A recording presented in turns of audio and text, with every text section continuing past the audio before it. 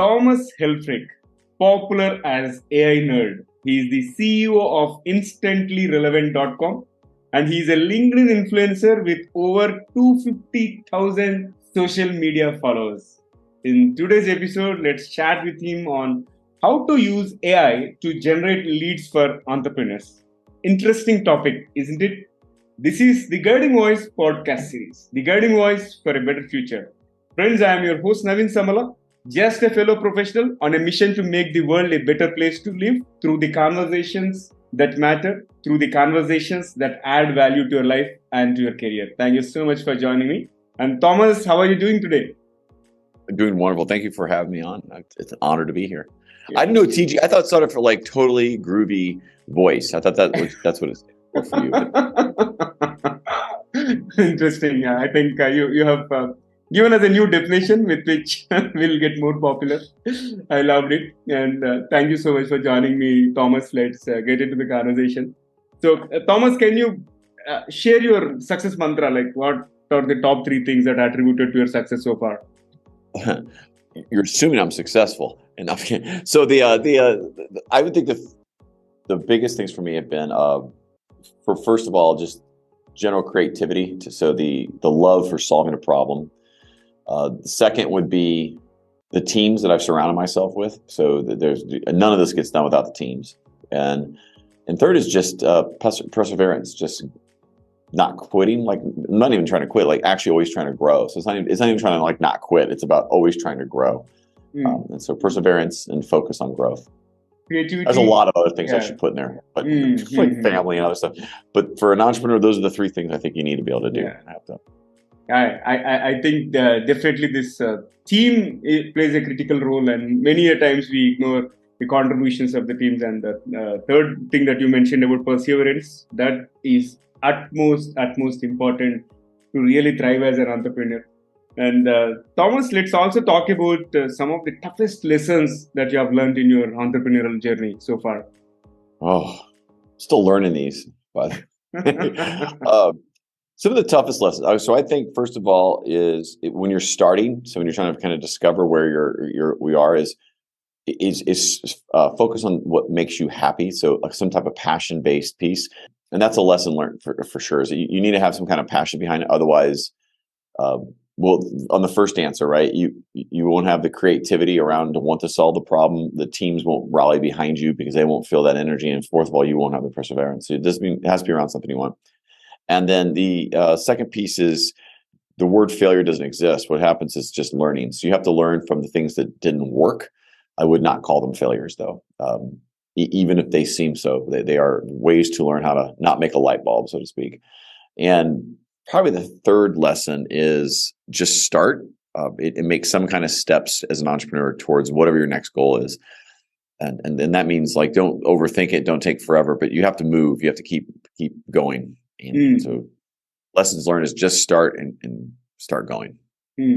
And I love this statement. Failure doesn't exist. I think it makes sense absolutely. And also just start without overthinking. Wonderful. So Thomas, I'm also curious. How did you become popular as AI nerd? What made you an AI nerd? I just bought AInerd.com. That's all it was. I just I couldn't even spell AI, and then I found AI nerd. I was like, I think that's pretty good. I've always liked technology. It's been a very core piece of my career, just technology and implementing it. And so I saw this AI nerd. And I'm like, I'm going to wear it like a badge, the word nerd, because it's just fun. So I started a YouTube channel around it and interviewed some people in the space and just enjoy the technology. I like what it can do for business and for people if used correctly. But that's how just took the name and said I'm going to call myself a nerd. Yeah, but it's so. Catchy name, and definitely I think it might have attracted a huge set of audience for your channel. I mean, I could have gone with Sexy Voice Guy. I mean, I could have done that too. If you go to sexyvoiceguy.com, that's a real thing, by the way. Yeah. That's me. Actually. Fair enough. So it's nice. Yeah. So Thomas, now let's talk about your perspective on this AI technology, because many a times people are thinking it as boon as well as bane, both. But what's your perspective on AI? Well, the genie's out of the bottle. I mean, we've been using it at instantlyrelevant.com for a few years now, the OpenAI platform.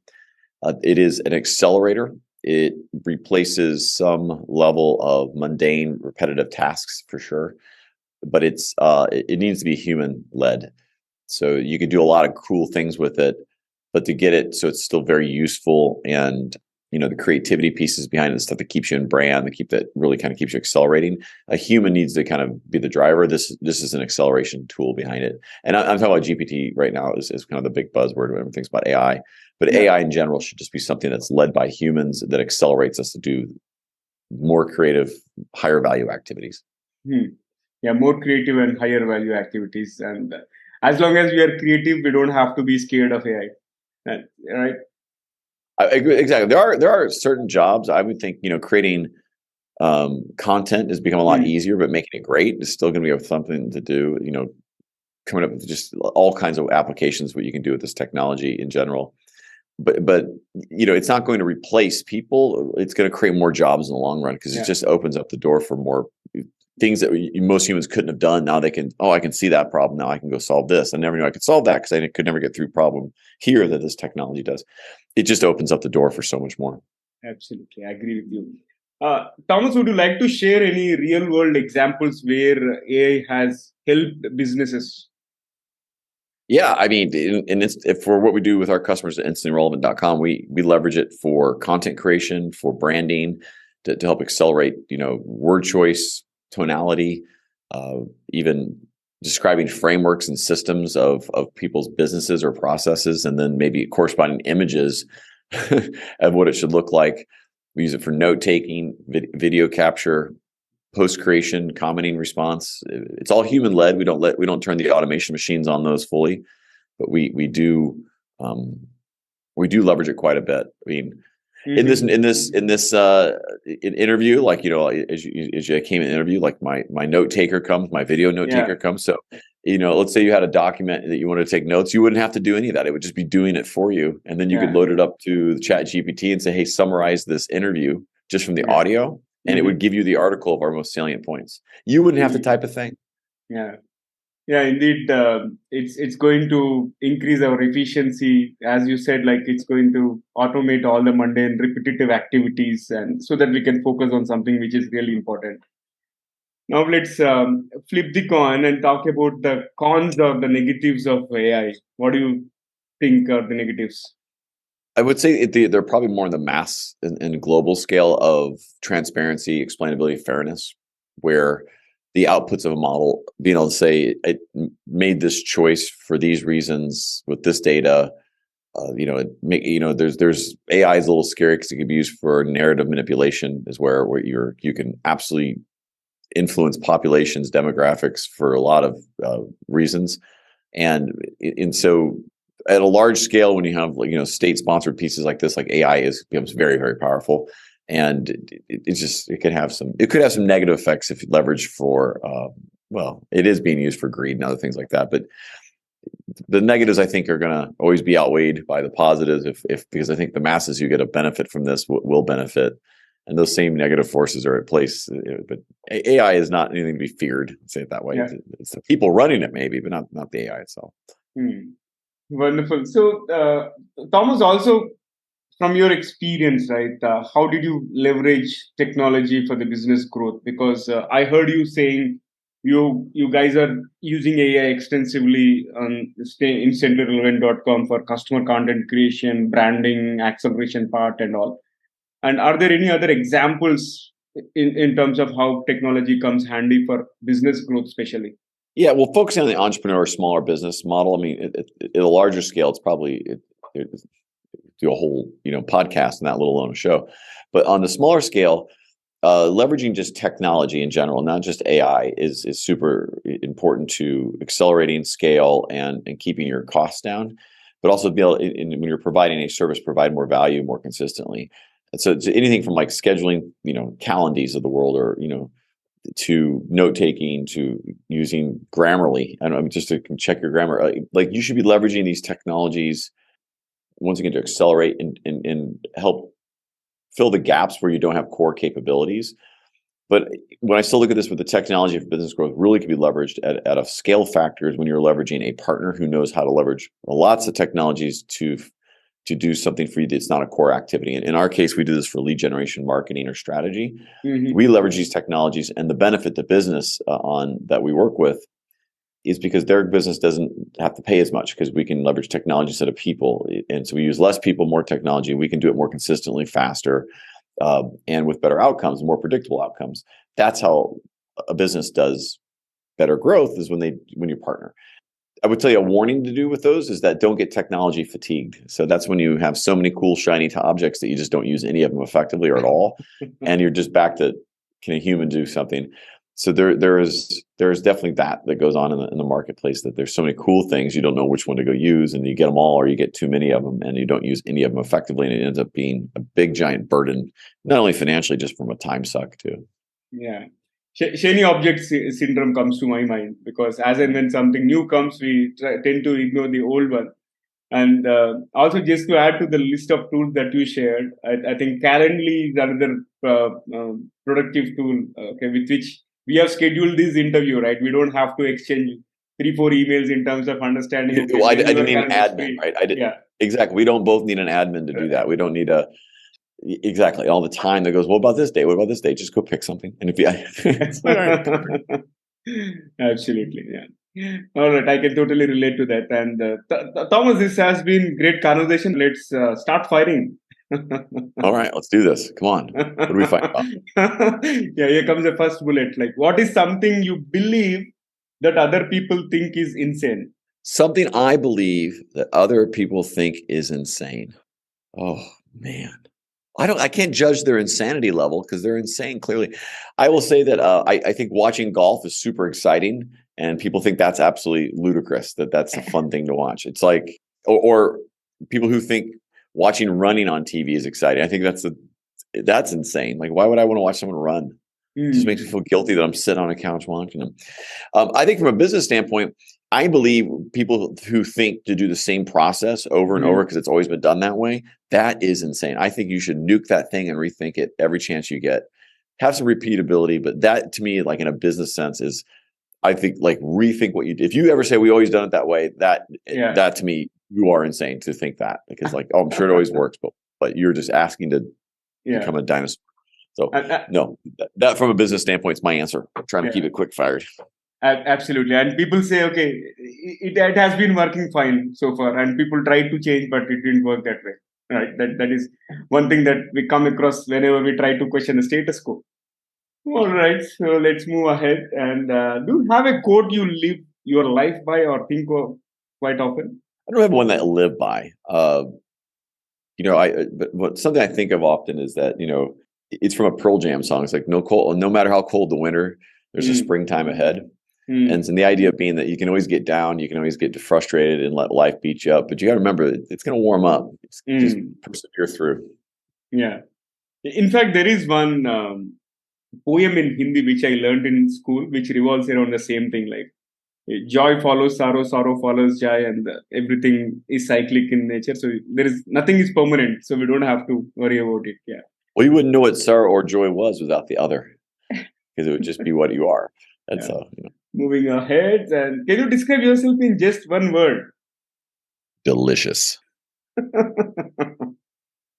Okay, moving ahead. What is the weirdest thing that you have ever eaten? Oh, intentionally or unintentionally? I definitely ate some bug at some point, driving down the highway, being funny, sticking my head out the window, and right in it went as a kid. Intentionally, I think it was a cricket. I haven't anything too crazy. I've had a fried cricket before. Okay. And when was that? The fried cricket? It was an accident. So somebody threw a cricket in and I ate it by a dare. That's what I was like in college. Threw it in there. Okay. And how has the failure set you up later for success? Or maybe you want to share any favorite failure of yours? Yeah, well, I was in a really good position as a chief innovation officer of this nice company, and it was really good. I'm not sure it's a failure, but things were going well, it seemed like. But after like 19 months, they got rid of me, and I went from making lots and lots of money and having a really like good title as in a good big company, what I thought was a dream job, to home repair guy. Anyway, so for my house, right? And so that though is brought me to the path of where I am now. I've had my own company and in writing a book and stuff that I probably likely would never have done if I hadn't exited that position. And so, and I'm one who's, we were talking a little before we got on air that I've never been promoted, hence the name of the book and what, the whole podcast things I have started up is, and I'm going to teach people. I want to teach others. It's okay. You've never been promoted. It's okay that you, because there's other things you can go do. You just got to think your way through it. So that's been a good one. But everything, by the way, it's all work in progress, right? It's what you make of it. So I could turtle and go crawl under a bed, or I can just go write a book, start a company, and have a little bit of fun. Yeah, and things happen for a reason. All right. So there's probably some faith you need to have in life to get you there. That's right. Indeed. That's fair. Indeed. Okay, let me find the last one. What is one electronic gadget that you like to see or invent yourself, Thomas? It already exists, but it's illegal. I just want to be able to change the lights at streets whenever I want. I just want to be like, green light. It's that simple. It's nothing extravagant. There was a guy in Los Angeles who did it for like 3 years, but he got caught after like 3 years. And I'm not kidding. Like that would be like the most handy thing ever. I know it already exists. It's just I don't have it. Yeah. I think another one. I think another cool one would be an AI that really just takes care of everything I hate doing in life. I think I don't know what that is, or some kind of gadget that says, "Hey, I'll take care of that. I can set this up. Let me go do the dishes for you. Let me go mow the yard." Actually, don't mind that. But nothing simple. I mean, I'd like to see less technology. I like one piece of technology. It takes technology away to give me more time to go outside and not be around technology. Does that exist? Yeah, quite interesting. Now let's flip back to the mainstream. And what is your career advice for tech people? Specifically for technical people. Yeah, for technical people. Is to learn one skill set that most technical people forget, which is how to kind of influence others and how to be, I'm saying a manager, but like how to really interact with people at a business level. And it's great to be technical, and there's seasons of your career and life that you'll go through that's what you'll do and hence you'll be. But learn the skills of how to influence and communicate and speak in terms of business and the impact of the cool things you do on the technical side, what that actually does for the business, for the growth, or for whatever the other side of that is. If you can learn that skill, that opens up a lot of doors for you, and you can still stay technical, but it'll separate you quite a bit from your peers. I think it is so relevant, and thanks for sharing that tip. And one final one. How is your experience being hosted on The Guiding Voice? I've had a good time. This is fun. I like the format of it. Does anybody ever answer this negatively though? No chance. You're too kind of a person. There's, you're rocking downtown Hyderabad, writing the life of everything in the world. There's no way they're going to be mean to you. No, this is great. This is fun. I do a lot of podcasts, and I like having the structure and the kind of rapid fire in the mix. I think it keeps your topics on point. So it's great. Thank you for having me, by the way. I do mean that. Yeah. Thank you so much for joining me, and thanks for all the wonderful insights. I really appreciate your time, Thomas. Oh, thank you as well. I appreciate it. All right. So, friends, that was our episode with Thomas. And before we move into the trivia section, here is a request to you. In case if you haven't subscribed to us, please subscribe from that wherever you have tuned in from. Also, if you have loved this episode and found the conversation useful, request you to share with at least 3 of your friends or colleagues who can benefit from The Guiding Voice. Thanks in advance. Now, let's hop into the trivia segment. And today's trivia is about, again, artificial intelligence, because we had an enchanting conversation about artificial intelligence, and Thomas has shared a lot of insights around AI is helping businesses and how we can leverage technology in order to scale up from a small organization to a large organization, and how we can get rid of so many mundane activities, repetitive tasks and all. So I would like to present you a few more facts about artificial intelligence, and this is from a blog published on simplylearn.com, and it says, by 2030, artificial intelligence will contribute significantly to the GDPs of world's leading economies. And GDP is gross domestic product. And, artificial intelligence stats published by Statistical Research Department show that the contribution of AI to China's GDP will be 26.1% by 2030, which will be the highest in the world, followed by North America, which accounts to 14.5%, and close to the third one, the United Arab Emirates, wherein they generate about 13.5% of GDP through AI. And guys, how do you think AI will influence our lives and careers? Leave your comments on social media wherever you found this episode, or if you're watching it on YouTube, leave your comment. That's all for today. Thank you so much for joining me. And do not forget to share your topic recommendations or guest speaker suggestions through social media or email me at theguidingvoiceforyou@gmail.com. I'm your host, Navin Samala, just a fellow professional and a passionate learner on a mission to make the world a better place to live through conversations that matter and conversations that add to your life and to your career. Until next time, bye bye. See you all in the next episode.